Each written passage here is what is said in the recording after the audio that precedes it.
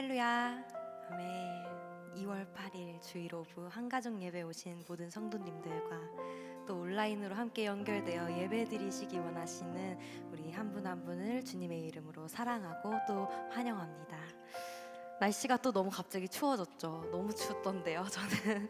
네, 근데도 불구하고 이 자리 가운데 나오셔서 함께 예배하기 원하시고 또 주님을 찬양하기 원하시는 이 모습을 하나님께서 또 얼마나 기뻐하실까요?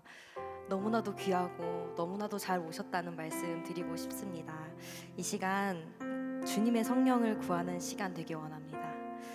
번잡한 모든 마음들 이 시간 내려놓고 주님 한 분만을 바라보며 나아가는 귀한 시간 되기 원합니다. 함께 찬양 올려드리시죠.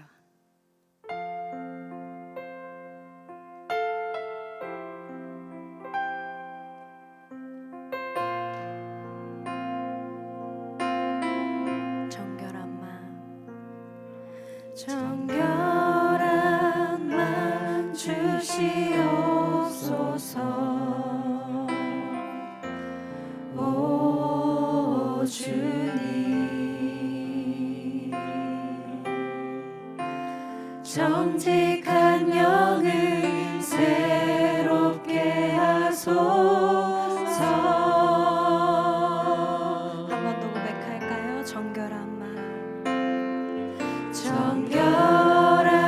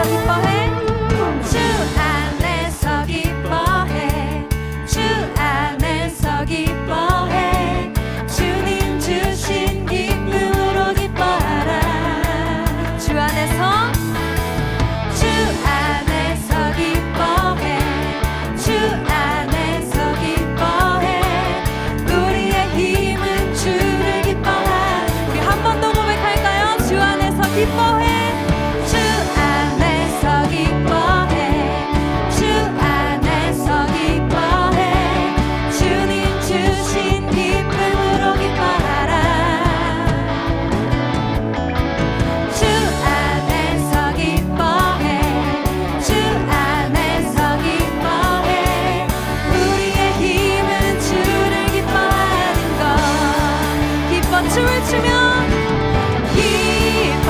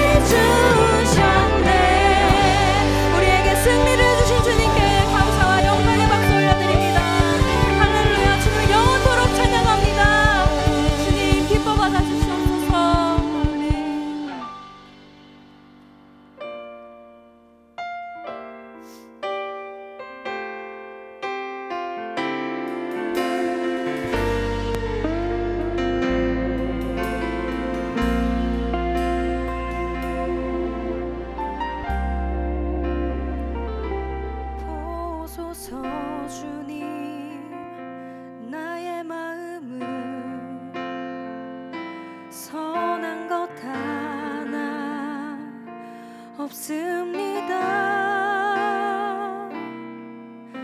그러나 내 모든 것 주께 드립니다.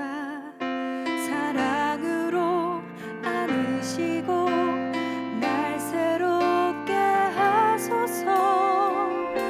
보소서 주님 나의 마음을 선한 것 하나 없습니다. 그러나 내 모든 것 주께 드립니다. 사랑으로 안으시고 날 새롭게 하소서. 주님 마음 내게 주소서. 내 아버지 주님 마음 내게 주소서. 나를 향하신 주님의 뜻이 이루어지도록 주님 마음 내게 주소서. 우리 처음부터 함께 고백할까요? 보소서. 보소서 주님 나의 마음을 선한 것 하나 없습니다. 그러나 내 모든 것 주께 드립니다.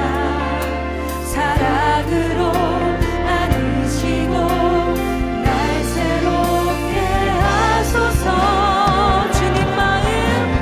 주님 마음 내게 주소서.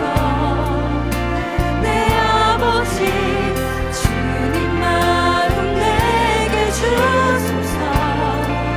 나를 향하신 주님의 뜻이 이루어지도록 주님 마음 내게 주소서. 내게 사랑을 가르치소서.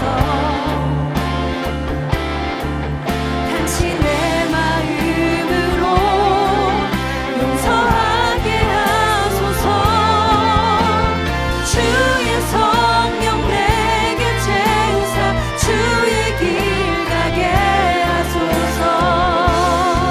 주님 당신 마음 주소서. 주의 성령 내게 채우사 주의 길 가게 하소서. 주님 당신 마음 주소서. 주님 마음 내게 주소서. 내 아버지 주님 마음 내게 주소서. 나를 향하신 주님의 뜻이 이루어지도록 주님 마음 내게 주소서. 주님 마음 내게 주시옵소서. 주님 마음 내게 주소서. 내 아버지 주님 마음 내게 주소서. 나를 향하신 주님의 뜻이 이루어지도록 주님 마음 내게 이 시간 함께 기도하며 나가기 원합니다. 주님의 마음을 우리에게 부어주시옵소서. 내 생각과 내 뜻으로 살아가는 것이 아니라 주님을 아는 힘으로 살아가게 하여 주시옵소서. 주님을 닮아가는 삶으로 우리를 인도하여 주시옵소서라고 함께 기도하며 나가기 원하고, 말씀 가운데 함께 하실 주님을 기대하며 함께 주님의 이름을 부르짖으며 기도하며 나가기 원합니다. 함께 주님을 찾습니다. 주여 주님 함께하여 주시옵소서. 주님의 마음 우리에게 부어주시옵소서. 주님을 찬양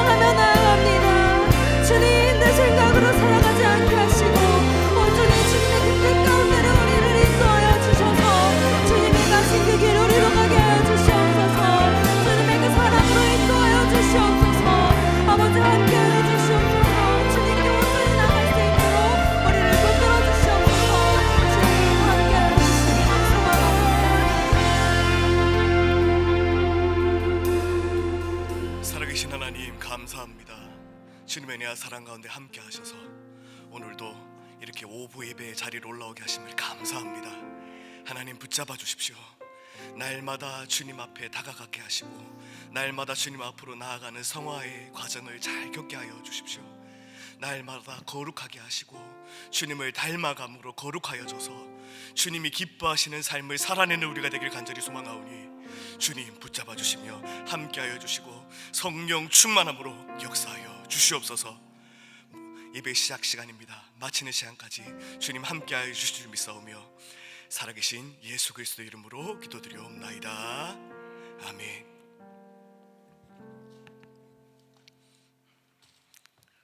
할렐루야. 네, 이제 오늘 함께 나눌 말씀은 고린도후서 10장 5절 말씀입니다.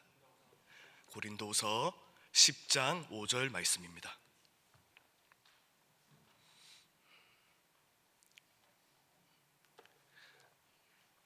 다 찾으신 줄 알고 합독하시겠습니다. 고린도서 10장 5절 말씀 합독하시겠습니다. 시작. 하나님 아는 것을 대적하여 높아진 것을 다 무너뜨리고 모든 생각을 사로잡아 그리스도에게 복종하게 하니. 아멘. 할렐루야. 오늘은 생각을 사로잡아 거룩하게 라는 주제로 함께 말씀을 나누기를 간절히 소망합니다. 사람은 누군가로부터 공격을 받을 때에 그 사람의 진가가 드러납니다. 여러분, 누구에게 공격을 받아보신 적이 있나요? 말로든 여러 가지로든 공격을 받아보신 적이 있으신지요? 공격을 받을 때에 그 사람의 진짜 진가가 드러납니다.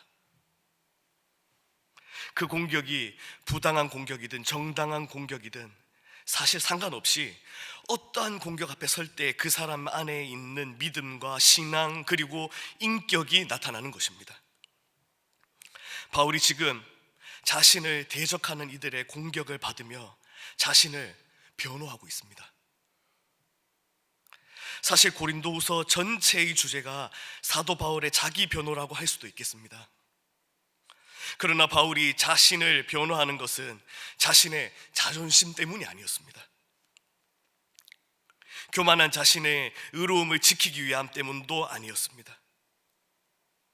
그는 자신이 전하는 예수 그리스도의 복음이 손상되지 않기를 원했어요. 내가 변호하지 못함으로 인해서 그리스도의 복음이 손상되지 않기를 원함으로 자신을 변호한 것입니다. 궁극적으로 예수 그리스도 그분을 변호한 것이죠. 그래서 바울에게 공격이 더 거세지고 그 더 거센 공격들이 쏟아지고 더 큰 공격이 주어지면 주어질수록 마치 이런 거죠. 상처 입은 꽃이 그 향기를 내듯이 바울에게는 복음의 향기가 계속해서 났던 것입니다. 고린도후서 전장에 걸쳐서 매장마다 복음의 가치가 다시 새롭게 드러나고 있는 것입니다. 바울은 자신을 대적하는 이들 앞에서 낙심하여 포기하지 않았습니다. 자신이 복음을 전하는 이 직분이 자기 스스로 만든 것이 아니라 명백하게 하나님의 부르심이기 때문에 그렇습니다. 예수님 때문에 고난받은 것은 곧 예수님과 함께 예수님의 그 생명을 누리는 것이기에 바울은 그 고난을 영광스럽게 여겼습니다. 또한 바울은 자신을 대적하는 이들에게 그 복음의 원리와 가치를 분명하게 새롭게 해주었습니다. 그것은 하나님과의 화목이었습니다.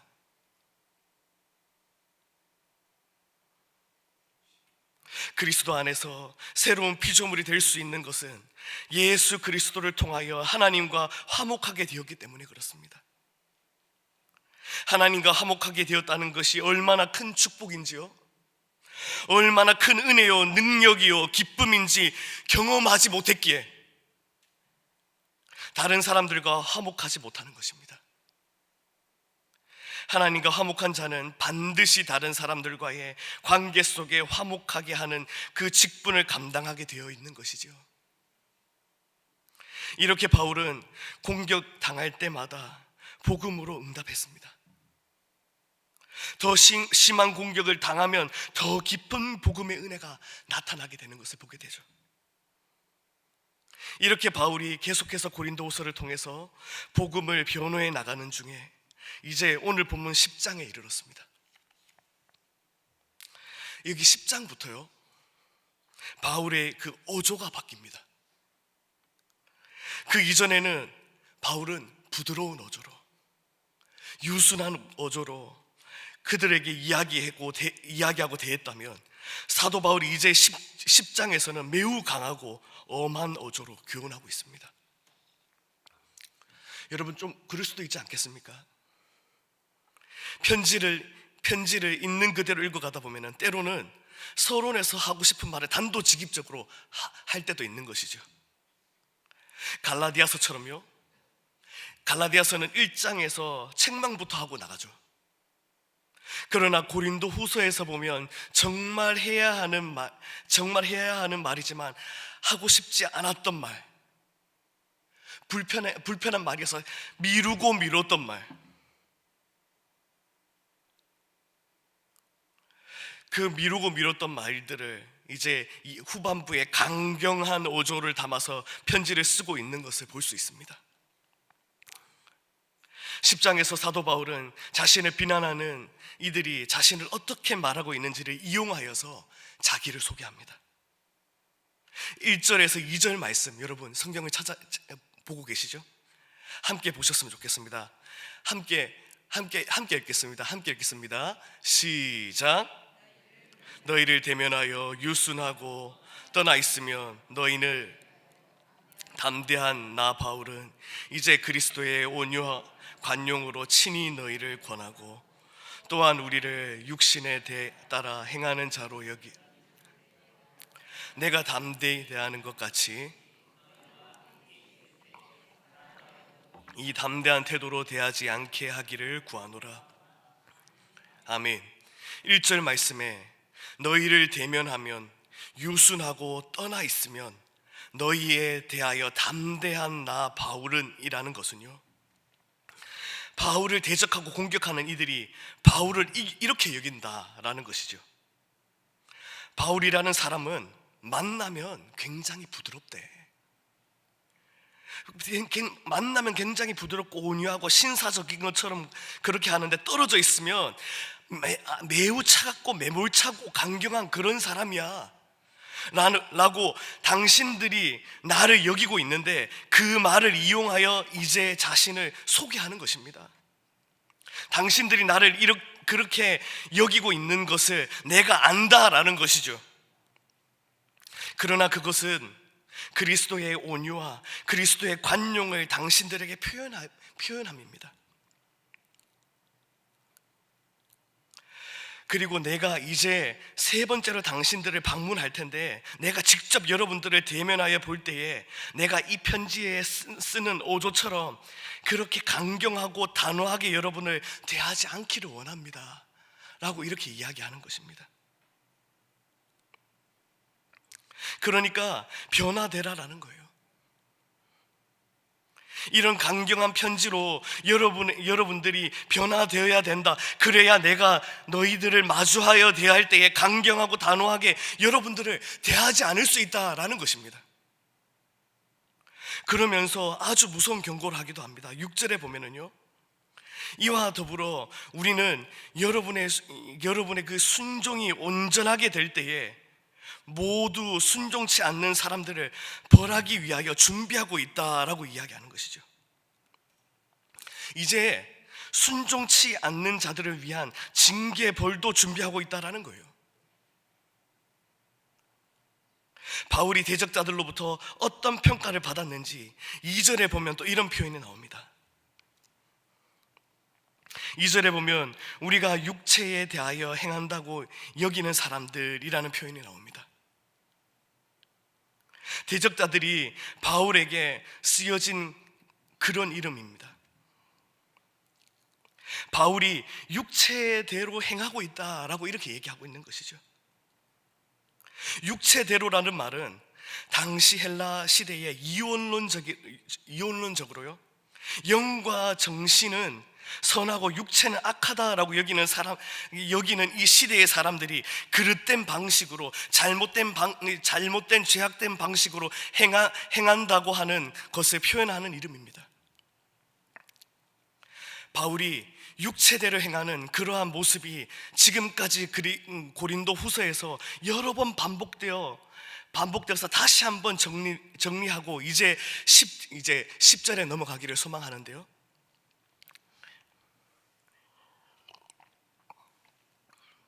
첫째로요, 바울이 이 육체대로 행한다고 이야기하는 그 첫 번째는요, 바울이 여행 계획을 변경한 것에 대하여서 이들은 비난하는 것입니다.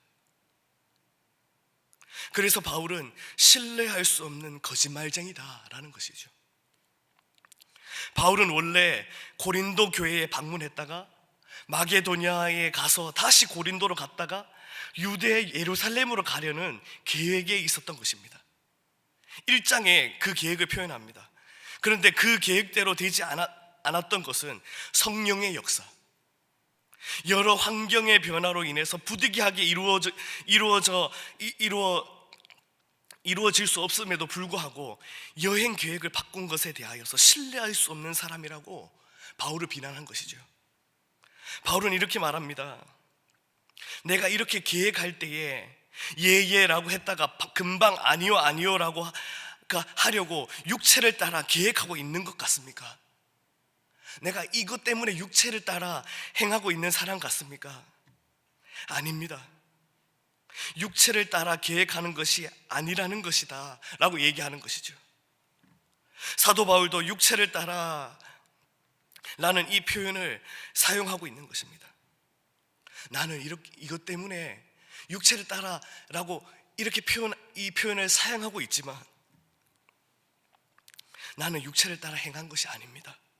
이때는 성령의 역사로 여러 가지 환경과 이런 것에 따라서 이루어졌습니다 라고 이야기하는 것이죠. 그리고 두 번째로는요, 바울을 공격한 내용은요, 추천서가 없다라는 것입니다. 그래서 사도로서의 무자격자라는 것이죠. 당시에는요, 누군가 신뢰할 수 있는 사람의 추천서가 그 사람을 보증하는 그런 문화가 있었습니다. 개인의 이력보다 추천서가 더 중요한 시대였던 것이죠. 오늘날에는 누군가의 추천서보다 개인의 이력이 더 중요하지요. 또 이력서보다 더 중요한 것이 자신의 진짜 실력이 더 중요한 것입니다. 그러나 그 당시에는 역으로 추천서가 더 중요했던 것이죠. 그 추천서는 어떤 추천서를 말하는 것일까요? 예루살렘의 교회의 사도들의 추천서를 말하는 것입니다. 예루살렘의 교회의 사도들의 추천서를 가지고 말하는 것이죠. 아마 고린도 교회 안에서는 그 예루살렘 교회의 사도들의 추천서를 가지고 와서 그것을 근거를 가지고 자신의 영적 권위를 내세우고 교회의 주도권을 가지고 바울을 공격하는 이가 있었기 때문에 그런 것 같습니다. 그러나 바울은 직접 예수님을 만난 사람이기 때문에 추천서가 필요가 없는 사람이었습니다. 부활하신 예수님, 그분을 직접 만났고 직접 이방인의 사도로 부르심을 받았으니 무슨 추천서가 필요하겠습니까? 바울이 이렇게 말하죠. 추천서를 요구합니까? 바로 당신들이 나에 대한 추천서요, 당신들이 바로 그리스도의 편지입니다 라고 이야기하는 것이죠. 그리고 세 번째로 바울을 육체대로 행한다고 공격하는 내용은요, 예루살렘 교회를 위한 구제 헌금 모금 프로젝트 때문이었습니다. 바울을 공격하는 사람들은 바울이 이것을 이용하여 사익을 취한다, 강교한 속임수를 가지고 사익을 취한다라고 그렇게 공격했던 것입니다. 우리가 읽지 못했던 고린도서 8장 9장의 내용은 그 예루살렘 교회를 위한 구제 헌금을 이 고린도 교회에 참여하라고 권면하는 내용입니다. 바울은 그가 개척하고 목회했던 모든 교회에게 당시 기근으로 가장 어려웠던 예루살렘 교회를 돕고자 기금을 모았던 것입니다. 고린도 교인들에게 말하면서 마게도니아 교인들의 예를 듭니다. 남에게 비교하는 것은 매우 좀 기분 나쁜 이야기죠. 마게도니아 교인들은 당신들보다 훨씬 더 가난하고 어려운 형편 속에서도 그들에게 이 넘치는 헌금을 기쁘게 했습니다. 당신들도 1년 전부터 계획이 있었는데 그 계획을 기쁜 마음으로 완성하십시오 라고 이렇게 권면하는 것입니다. 여러분, 만약 바울이 그 모든 돈을 자신이 횡령하려고 했다면 이런 권면을 2장에 걸쳐서 말할 수 있었을까요? 그래도 한편으로 이런 의심이 그 당시에 하는 것은 가능한 일이기는 했습니다. 왜냐하면은요, 오늘날처럼 이렇게 은행이 발달하지 않았기 때문에 어떤 후원금이든지 실제로 헌금을 갖다가 주고 배달할 때에 옮겨줄 때에 문제가 생길 수 있죠. 강도를 만날 수 있고요, 먼 거리를 여행할 때 무슨 일이 일어날지 어떻게 누가 압니까? 그런 이 바울이 예루살렘 교회를 위하여 헌금을 모아가지고 가져다가 주려고 하는 것을 의심하는 이들이 있었다라는 것입니다. 그런데 대개 그런 의심을 하는 사람들은 본인이 그런 일들을 할 때 그런 의심을 하더라고요. 또 마지막으로 오늘 본문에 나온 바울에 대한 공격은 대면하여 볼 때에 유순하고 하지만 편지로는 강경한 것에 대하여서 이야기하는 것이죠. 이중인격자다. 마음이 만날 때는 부드럽다가 겉으로는 좀 이렇게 편지로는 너무 강경하게 이야기하는 이중인격자다. 이렇게 바울을 공격했습니다. 하여튼 모든 일에 있어서 바울의 인격, 바울의 일, 바울의 어떤 계획, 모든 것을 가지고 바울을 지금 공격하고 있는 것입니다. 한마디로 바울이 육체를 따라 일하고 있다라는 거예요. 그런데 바울은 그 당시에 육체를 따라 일하고 있다라는 그 헬라인들의 이 보편적인 그런 이해를 더 뛰어넘어서 바울에게 있어서 육체라는 단어는요, 로마서에 나타난 그대로의 옛 사람의 타락한 습성입니다.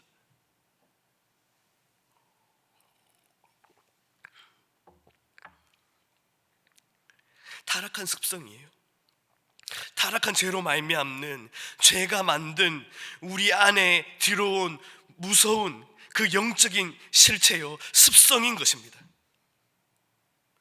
보이는 몸이 아니라 보이지 않는 우리의 생각에까지 스며들어 있는 습관인 것이죠.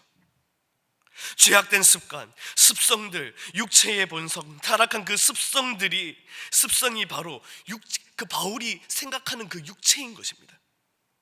그래서 사도 바울은 자신을 공격하는 이들에게 자신의 그 육체를 따라 행하고 있다는 이들에게, 그 바울 자신에게 그 육체를 따라 행하고 있다는 이들에게 도리어 당신들이 지금 육체를 따라 행하고 있는 것이 아니냐 되묻는 것입니다. 당신들이 육체를 따라 행하고 있는 것을 알지 못하느냐? 나는 육체를 따라 싸우고 있지 않다라고 말하면서 보다 더 깊은 영적인 문제를 지적하고 있는 것입니다. 그것이 바로 4절에서 5절까지의 말씀입니다. 4절에서 5절 말씀 함께 읽겠습니다. 4절에서 5절 말씀 함께 읽겠습니다. 함께 읽습니다. 시작. 우리의 싸우는 무기는 육신에 속한 것이 아니요 오직 어떤 견고한 진도 무너뜨리는 하나님의 능력이라. 모든 이론을 무너뜨리며 하나님 아는 것을 대적하여 높아진 것을 다 무너뜨리고 모든 생각을 사로잡아 그리스도께 복종하게 하니. 아멘. 우리가 가지고 싸우는 무기는 육체에 속한 것이 아니라 견고한 요새를 무너뜨리는 하나님의 능력이다. 우리는 그 모든 궤변을 무너뜨리고 하나님을 아는 지식을 대적하는 스스로 높아진 모든 주장들을 무너뜨리고 모든 생각을 사로잡아 그리스도에게 복종시켜야 돼. 바울은 겉으로 나타난 자신에 대한 공격, 그것이 지금 중요한 것이 아니라 당신이 지금 매사에 또 모든 일에 이렇게 시비를 걸고 문제를 삼고 그리고 불의하게 공격하는 그 생각의 틀이 어떠한 영적인 위험을 가지고 있고 그것이 얼마나 타락의 그 증거인지를 당신들이 깨닫지 못하고 있다라는 것입니다. 그것은 우리가 육체대로 이제 해야 한다고 할 때에 그것을 우리의 생각에서부터 일어나고 있는 문제다라는 것이죠. 육체로부터 해야 된다라고 하는 것은 우리의 생각으로부터 나오는 문제이고 그 생각이 견고한 요새가 되어서 요새로부터 우리의 생각이 벗어나고 이제 잊지 못하고 있고 그것을 무너뜨려야 된다는 것이죠. 그것이 이제 그 한 요새가 되어서 그 요새로부터 우리의 생각이 벗어나고 그 잃어버리지 못하고 그것을 무너뜨려야 된다라고 말씀하고 있는 것입니다. 그리고 우리의 생각이 그 모든 생각이 그리스도에게 복종되어야 한다는 거예요. 그래야 우리가 육체대로 행하지 않을 수 있다라는 것을 말씀하고 있는 것입니다.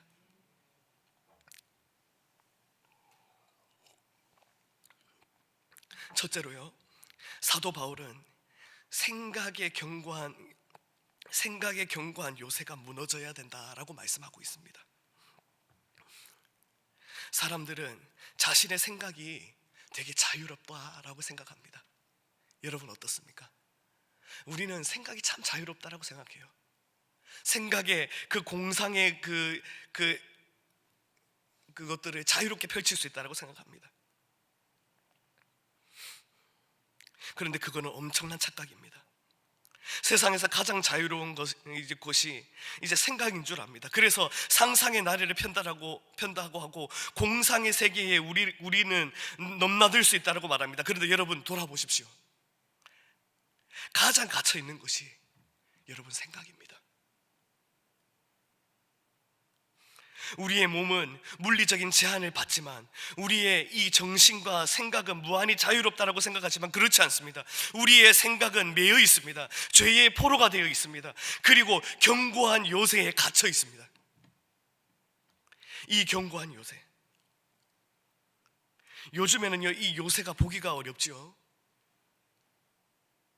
그냥 박물관이나 문화재처럼 옛날 이제 그 오래된 도시에 가면 높은 곳에 있는 성, 그런 이 요새를 의미하죠. 과거 지대에는 이 높은 지대에 있는 이 성이 너무 중요했습니다. 군사 전략상으로 높은 곳에 있어야 모든 것을 이제 제압할 수 있는 것이고 더 이제 좋은 이제 여건에 있기 때문인 것이죠. 요즘은 위성에서 보는 시대이기 때문에 높은 곳이 필요가 없잖아요. 높은 곳에 올라가는 것이 별로 의미가 없지만 과거에는 높은 곳에 있는 것이 요새가 매우 중요했습니다. 그 요새 안에 갇혀있는 그 요새를 방패막이로 삼아있는 사람들처럼 우리의 생각이 요새에 갇혀있다라는 것입니다. 이러한 생각의 요새는 수많은 이론과 사상으로 흘러내려왔지만 사실은 한마디로 정의하면 하나님을 아는 지식을 대적하는 모든 주장들입니다. 세상을 아는 이제 세상의 모든 생각은요, 여러분 한 두 가지로 나눠지는 것 같아요. 하나님을 아는 지식 안에 포함되어 있는 지식인가, 아니면 하나님을 아는 지식에 대적하는 생각들인가. 여러분, 대표적으로는 무신론인 것 같습니다. 하나님을 인정하지 않고 하나님이 없다라고 믿는 것입니다. 여러분, 이것은 무서운 믿음에 근거한 것입니다. 무신론은 신앙의 믿음이 없는 것이 아니라 다른 믿음을 가지고 있는 것이죠. 하나님이 계시지 않는다고 믿는 것입니다.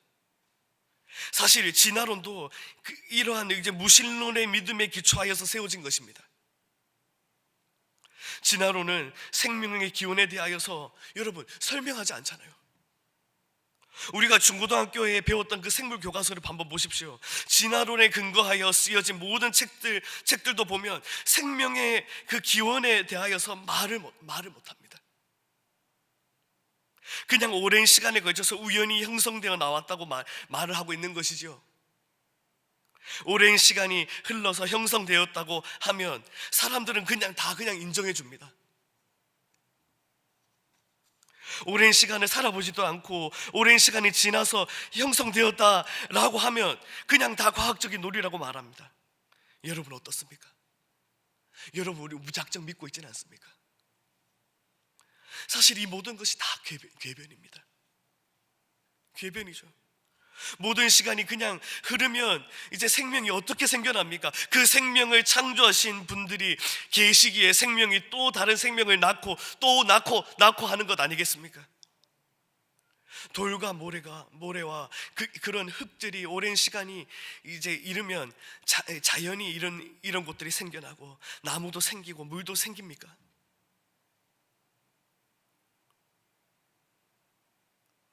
유물론은요, 더 말할 것도 없습니다. 여러분 너무 잘 아시죠? 인간의 정신과 이 영혼의 소중함을 다 말살시켜버리는 물질이 세상의 중심이라고 생각하는 이 유물론, 이것은 말할 가치도 없는 사실 궤변입니다. 현대에 이르러서 이 회의론이라는 이 궤변들, 이제 주장들, 이런 것들, 예전에는 이런 것들 참 이게 유물론 이제 이런 것들 참 많이 고민했던 것 같아요. 예전엔 참 많이 고민했어요. 우리 인간은 어디로 와서 어디로 가는가. 여러분, 하늘을 보면서 사색하신 적이 많이 있지 않습니까? 철학적인 고민도 하고 이런저런 갈등도 하고 인간은 어디로 와서 어디로 가는가. 결국 대답은 올바로 이제 못했을지 모를지라도 고민하는 것이죠. 그러나 요즘은 고민조차도 안 하는 것 같습니다. 귀찮은 것이죠. 고민 자체가 귀찮은 거예요. 이런 심각한 회의론, 이게 다 하나님을 아는 지식에 대하여 생겨진 궤변들, 주장들입니다. 그러므로 사람들이 이제 떠오르는 생각들이 굉장히 자유로운 것 같지만 역사상 일어난 모든 생각의 일관적인 흐름, 일관된 흐름은 하나님을 아는 지식에서 벗어나고 싶은 거예요. 결국은 이제 그것은 자유를 누리는 것이 아니라 자유를 잃어버리는 것인데, 그것을 자유라고 생각하는 것이고 하나님을 아는 지식에서 벗어나고 싶어 하는 것입니다. 그 견고한 요새 이 뒤에 그 이성이 그 모든 것을 작동하는데, 여러분, 인간의 이성이라는 부분, 이성이라는 것은요, 참되게 이성의 기능이 어떤 것입니까? 인간이 아는 것이 지극히 일부분이라는 것을 깨닫게 해주는 것이 이성입니다. 우리는 이성이라고 하니까 대번에 많은 것들을 알고 되게 냉철하게 판단하고 하는 것을 이성이라고 생각합니다. 그러나 이성은요, 인간이 아는 것이 굉장히 지극히 작은 부분이라고 깨닫게 해주는 것이 이성이라는 것이죠. 이 자리에 여러 가지를 전공해서 이제 박사학위를 받은 분들도 있을 것입니다. 그런데 진짜 박사는요, 내가 아는 것이 극히 일부분이라는 것을 깨달은 분들이 진짜 박사더라고요. 많이 공부해볼수록 내가 아는 게 진짜 작구나라는 걸 깨닫게 되는 게 진짜 박사더라고요. 인간의 지성의 최고의 가치는요, 내가 아는 것은 이 진리의 지극히 작은 부분뿐이라는 것을 깨닫게 되는 것이죠. 이것이 진짜 이성의 기능인 것입니다. 진짜 이성은요, 겸손해집니다. 그런데 그 이성을 가지고 자신이 아는 것, 과학으로 이제 증명된 것, 내가 경험한 것, 내가 생각한 것만이 옳다고 주장하는 이 견고한 요새에 갇혀서 인간은 하나님을 대적하고 있습니다. 사랑하는 우리 성도 여러분, 우리는 이것을 어떻게 무너뜨립니까? 이것을 어떻게 무너뜨리나요?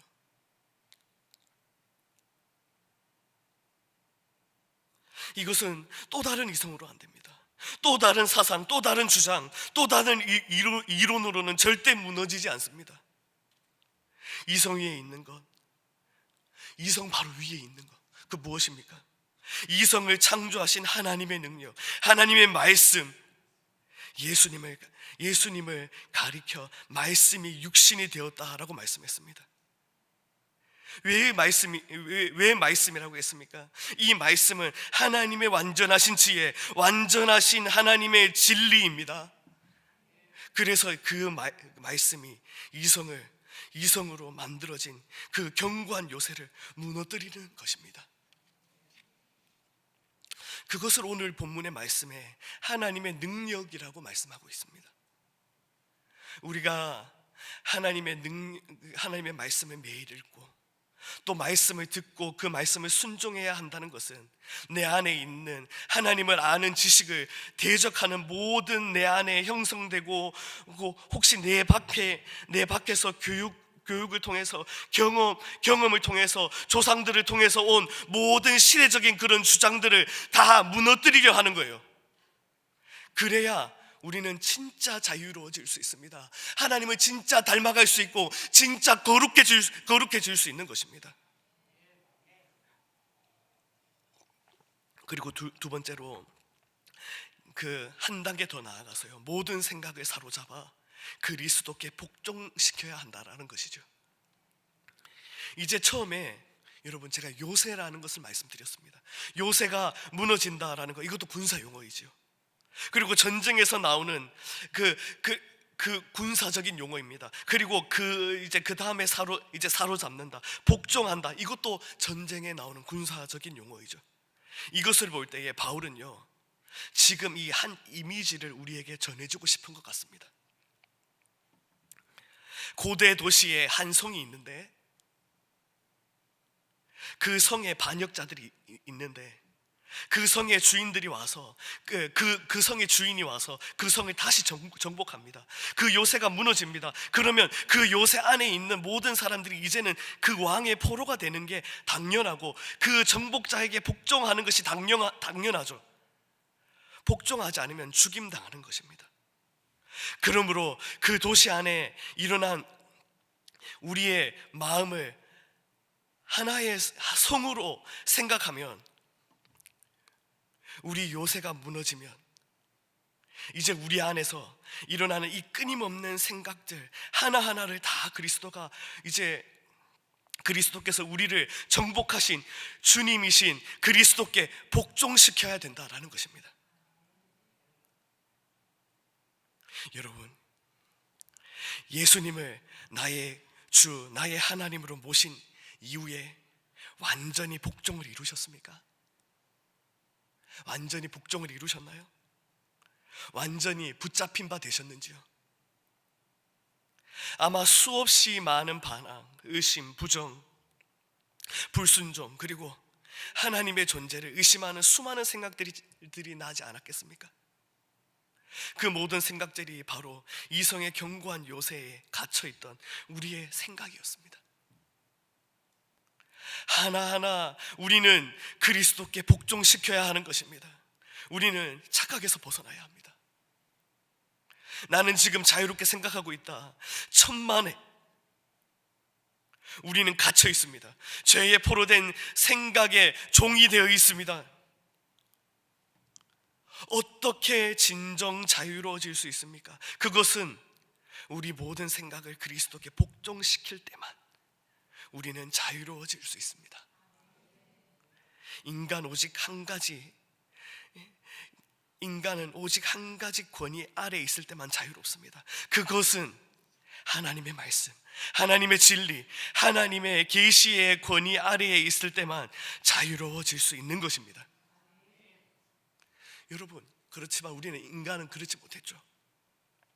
에덴 동산에 있을 때에 여러분 기억하시는지요? 에덴 동산의 모든 것을 다 자유롭게 누릴 수 있게 하셨지만 그 중앙에 있는 그 실과만은 먹지 말라고 한 그것만을 명령하셨어요. 그것만을 이제 명령하셨죠. 무한대의 자유 안에 하나의 규칙이라는 거 너무 쉽게 지켜질 수 있는 거 아니겠습니까? 그런데 그 규칙이 자신을 얽매고 있다고 생각하는 것입니다. 잘못된 생각이죠. 그러나 인간에게는 그런 생각조차 할 수 있는 자유가 있었다라는 거예요. 선악을 알게 하는 나무를, 그 실과를 먹은 것이 이제 밤도 전에 시간에 밤도 지나고 이제 배가 이제 고프니까 이제 주변에 먹을 것이 없는 그 황량한 동산에서 배가 고파서 먹었는데 그 열매였다가 아니잖아요, 여러분. 이제 주변에 먹을 것이 넘쳐남에도 불구하고 그 중앙에 있는 나무의 실과를 먹지 말라는 그 명령에도 그것을 먹었던 것입니다. 사단의 꼬임을 받아 최초의 인간은 그렇게 생각한 것이죠. 이렇게 생각한 것이죠. 이 규칙이 존재하는 한 우리는 결코 자유롭지 못하다. 우리가 자유하다면 이 규칙에서부터 자유로워야 한다고 이 생각을 한 것입니다. 이런 생각을 북돋워주는 존재가 있죠. 사단입니다. 사단도 역시 하나님께서 하나님께 창조받았던 천사였지만 하나님의 통제를 받는다는 것이 이제 자유로운 것이 아니라고 생각했던 것이죠. 사람도 이런 생각을 가지는 거예요. 내가 진정 자유로워지려면 하나님을 떠나야 된다는 것이죠. 여러분, 그래서 타락한 인간들의 모든 사람들의 마음속에는 이 생각이 사로잡고 있는 것입니다. 여러분, 이제 믿지 않는 사람들에게 예수님 믿읍시다라고 전도할 때에 여러분 10중 8구 이렇게 대답하지 않습니까? 그냥 편하게 나 살고 싶어. 그냥 예수님 믿지 않고 그냥 구속받지 않고 살고 싶어. 그렇게 이야기할 것입니다. 이게 최초의 인간에게서부터 이어져서 내려오는 끊임없는 생각입니다.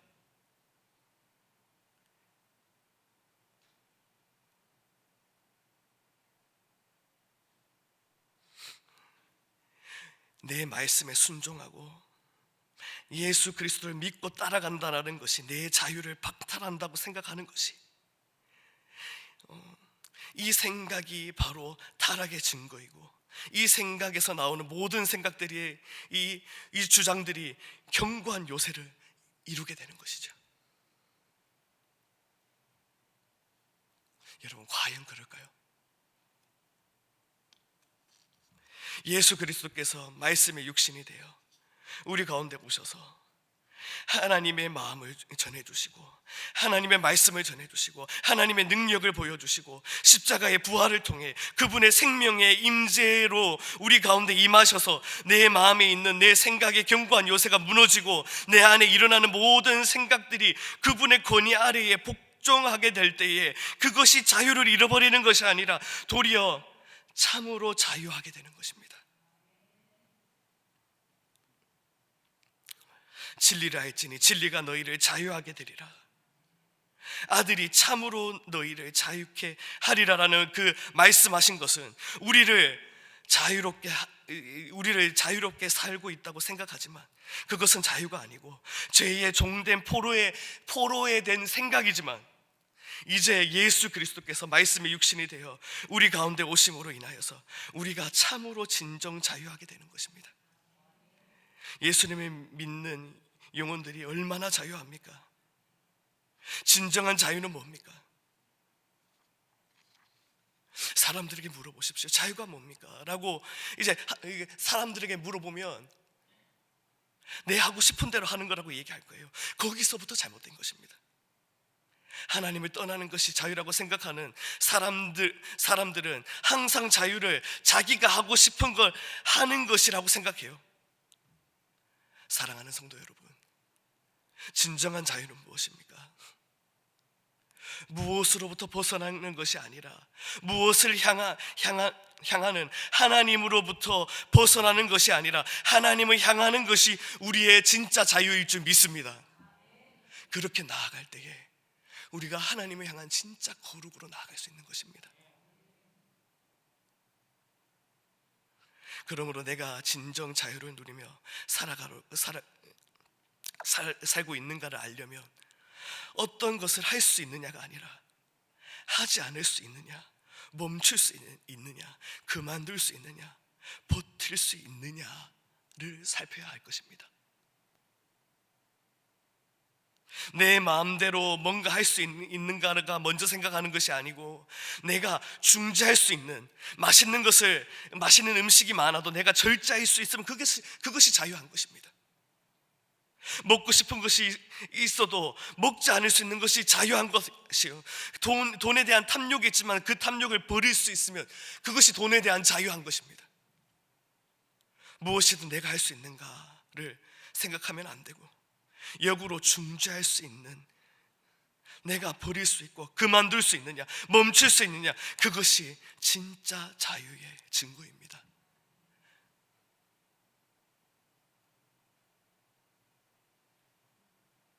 그것이 바로 진짜 하나님 안에 있는 사람들이 누릴 수 있는 자유입니다. 말씀을 맺기를 소망합니다. 이 생각을 내가 멈출 수 없다면 자유하지 못하는 것입니다. 끊임없이 일어나는 이 생각을 중지시킬 수 없다면 나는 그 생각의 포로가 되어 있는 거예요. 어떤 생각의 포로가 되어서 벗어날 수 없는 것이죠. 어떻게 생각의 포로에서 벗어날 수 있습니까? 어떻게 생각의 포로에서 벗어날 수 있어요? 세상의 생각에서 벗어날 수 있습니까? 그것은 하나님의 능력, 그것은 말씀입니다. 하나님의 말씀이 우리의 생각의 요새를 무너뜨리고 이 생각의 전쟁에서 승리하는 유일한 길은 모든 생각을 그리스도께 복종시키는 거예요. 전쟁에서 그 성을 정복한 사람에게, 왕에게 다 포로가 되듯이 우리 생각이 다 포로가 되어야 된다는 그것은 비굴한 자유를 잃어버리는 포로가 아니라 영광스러운 포로가 되는 것입니다. 이것을 스펄전 목사님은요, 복된 포로가 된 상태다라고 이렇게 말씀합니다. 그렇게 비유했어요. 여러분, 우리의 모든 생각이 그리스도의 포로가 된다고 생각하십시오. 그러면 이제 우리가 자유를 잃어버렸구나, 이렇게 생각하는 것이 아니라 진짜 자유롭게 되는구나. 어떤 생각만이 아니라, 일부분의 생각이 아니라 모든 생각이 다 머리를 숙이고 그리스도에게 복종되어야 되는 것입니다. 사업을 하는 것, 자녀를 양육하는 것, 인간관계, 개인적인 결정이나 모든 결정이 다 그리스도께 복종되면 아무리 어려운 고난과 환경 속에서도 우리는 소망 속에 살아갈 수가 있습니다. 이 세상의 최고의 권세를 가져도 절대 교만에 무너지지 않을 수 있습니다. 어떤 결정을 하던 하나님의 뜻에서 벗어나는 일을 하지 않게 됩니다. 이것이 진짜 자유입니다. 우리의 모든 생각에 포로되어서 죄의 종으로 살아가는 인생이 아니라 그리스도께서 주인이 되셔서 참으로 자유한 인생, 그러한 삶을 살아가라고, 제발 그렇게 좀 살아가라고 바울은 이렇게 권면하고 있는 것입니다. 사도 바울을 통해 주신 이 복음의 능력을 체험하며 생각에서 벗어나 진짜 자유를 누리시는 사랑하는 성도 여러분 되시기를 간절히 소망합니다. 누리며 거룩함으로 나아가는 우리 성도 여러분들이 다 되시기를 주님의 이름으로 간절히 소망하며 축복합니다. 이 시간 함께 찬양하시겠습니다.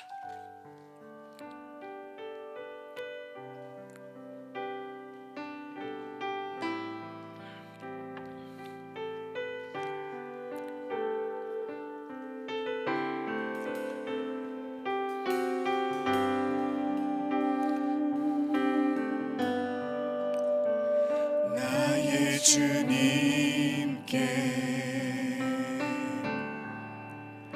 찬양 드리며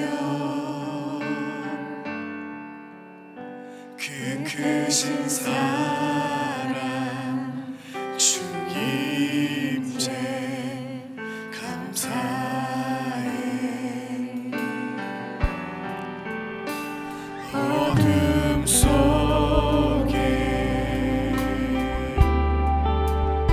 찾아오셔서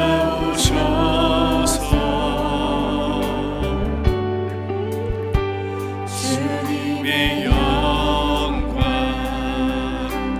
보게 하시네.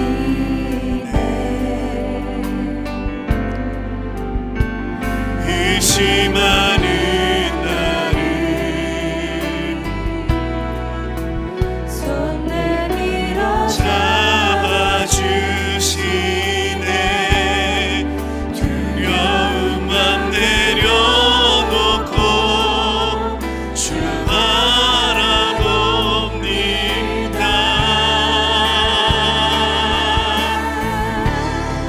주님을 보게 하소서. 나를 덧내소서.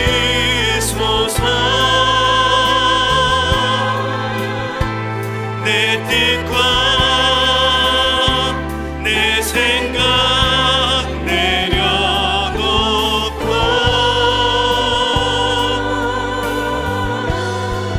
주님 앞에 나 엎드려 주의 음성 기다리니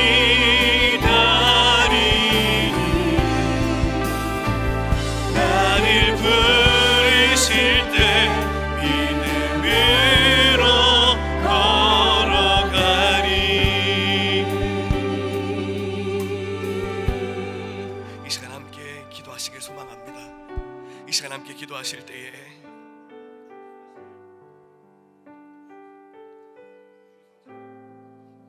어떤 생각만이 아니라 일부분의 생각이 아니라 모든 생각이 다 그리스도에게 복종되는 우리가 되길 간절히 소망합니다.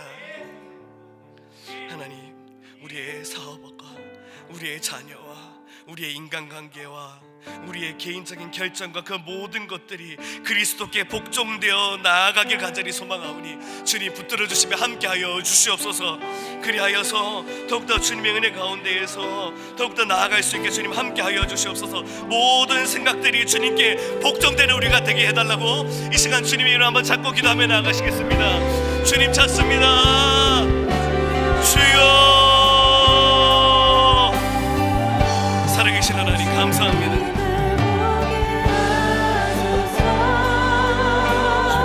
주님 함께하여 주시옵소서.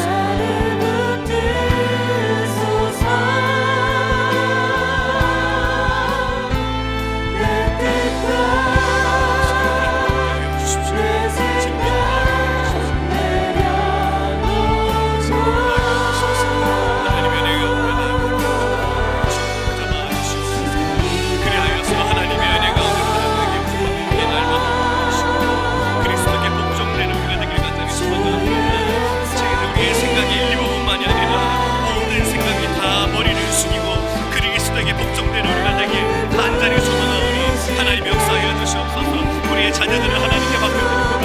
우리 인간관계와 내 개인적인 결정과 모든 결정이 그리스도에게 복종되며 성령님께 붙잡힌 바 되는 우리가 되길 소망하오니 하나님 함께하여 주시옵소서. 그리하여서 더욱더 소망 속에 살아가며 그 모든 세상의 권세를 가져도 교만에 무너지지 않을 수 있는 우리가 되기를 간절히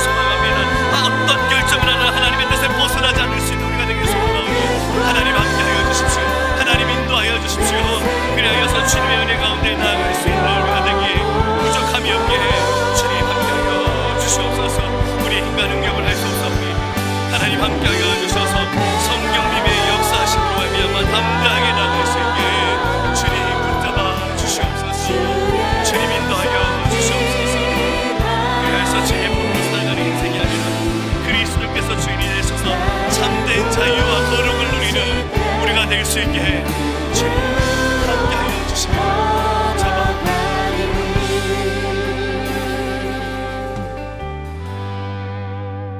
살아계신 하나님 감사합니다.